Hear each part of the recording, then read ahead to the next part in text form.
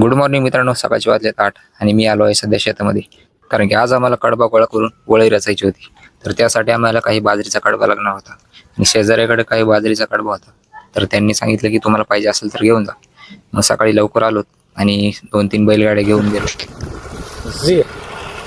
कारण की आपल्याला बाजरीचा कडबा खालच्या बाजूने लावायचा आहे आणि त्याच्यावरती आपण ज्वारीचा कडबा लावणार आहोत. त्यामुळे सुरुवातीला बाजरीचा सगळा कडबा आपण घेऊन आलो.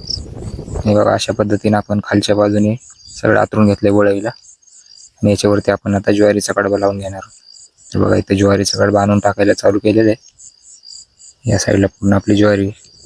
तर अगोदर कडबा पूर्ण वाळू दिलाय आणि आता आपण वळई याच्यावरती रचणार आहोत.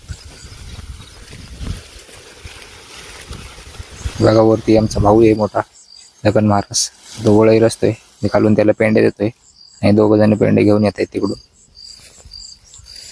आणि बघा, अशा पद्धतीने तर वळई रचायचं काम चालू आहे सध्या.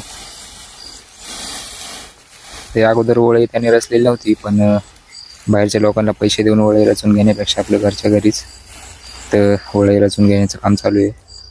थोडीफार माहिती होती कशा पेंड्या लावायच्या काय. तर बघा, आज दिवसभरामध्ये पूर्ण वळई आपली एवढी रचून झालेली आहे. इथं भैया बसलाय, दोघी पेंड्या आणून देत होता. इकडं पाटाचं पाणी आलेलं आहे आज.